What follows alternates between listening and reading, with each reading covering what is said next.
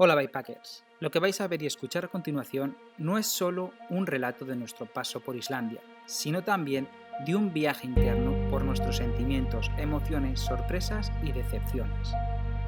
Una lucha interna en contraposición directa con nuestra idealizada forma de viajar en bicicleta.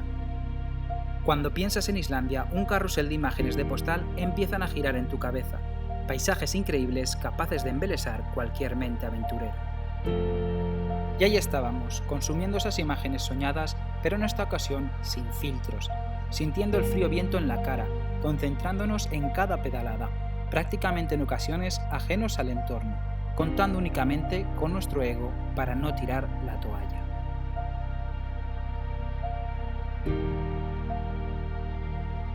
Para ser fieles a nuestros sentimientos de lo que allí vivimos, todas estas palabras están sacadas de lo escrito en el momento de vivirlo. Como si de un cuaderno de bitácora se tratara, os vamos a plasmar los sentimientos a flor de piel en cada momento de este viaje.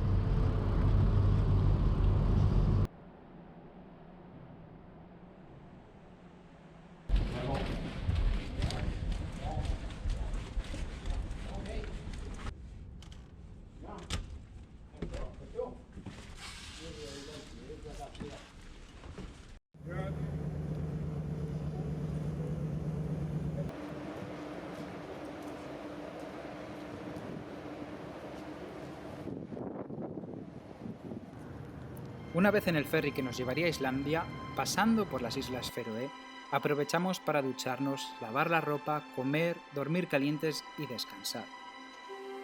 Y es que nuestro viaje comenzó ya hacía un mes desde los Alpes franceses a principios de abril, que acabó sumando 2.800 kilómetros de viaje.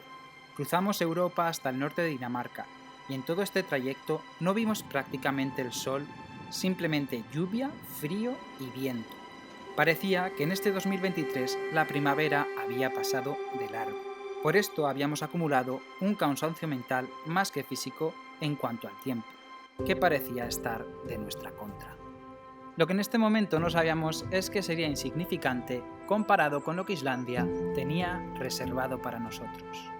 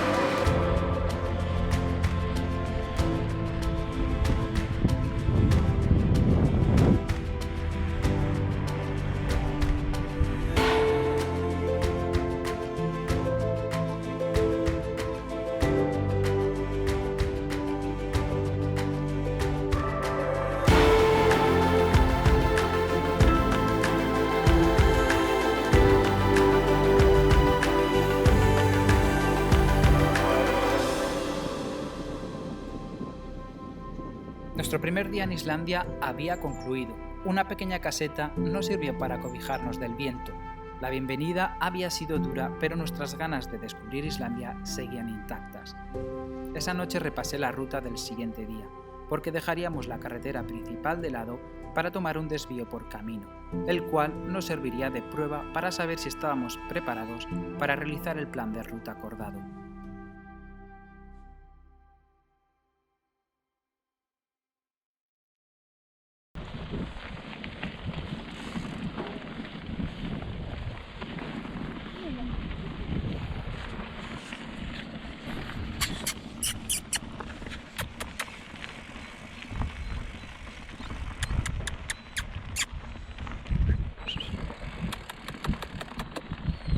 Adiós. Adiós, Peque. Adiós, adiós.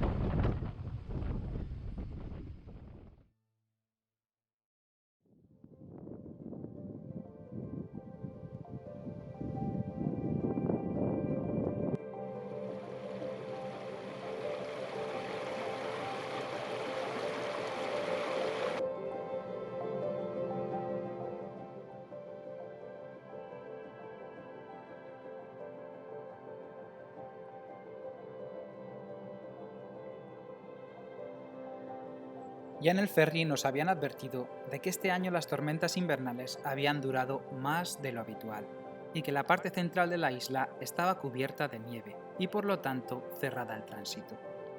Este pequeño desvío por camino de tan solo 50 kilómetros había hecho saltar las alarmas de nuestra condición física para este desafío. Esto y las advertencias nos hicieron replantear nuestro plan de ruta y optar por la opción más sensata. El ferry nos dejó en la pequeña ciudad portuaria de Seyðisfjörður y el plan principal era comer rápidamente kilómetros hasta Akureyri, coger provisiones e iniciar la North-South Divide hasta Reykjavik. Una vez descartada esta opción por el nivel de peligro, nos resignamos a coger la ruta circular, también llamada Ring Road. 1.500 kilómetros tendríamos que recorrer en 30 días para llegar a tiempo de nuevo a Seyðisfjörður y tomar el ferry de vuelta al continente.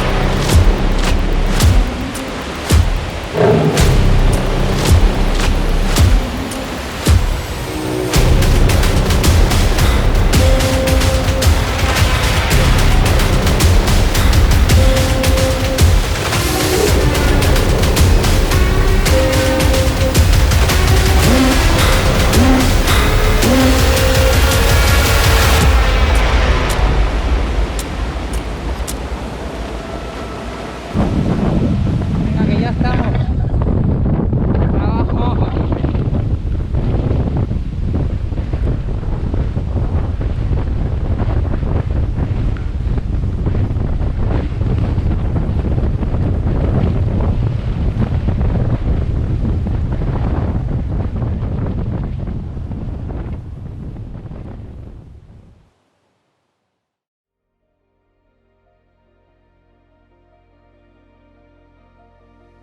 El séptimo día, una tormenta de viento y nieve nos arrinconó a la salida de Akureyri. Una pequeña cabaña destinada a la observación de aves hizo esa noche de refugio. Apareció repentinamente nuestra misión diaria de búsqueda de un sitio para poder acampar refugiados del viento, y así tener un merecido descanso después de haber sufrido la tormenta en nuestras propias carnes durante 4 largas horas de pedaleo.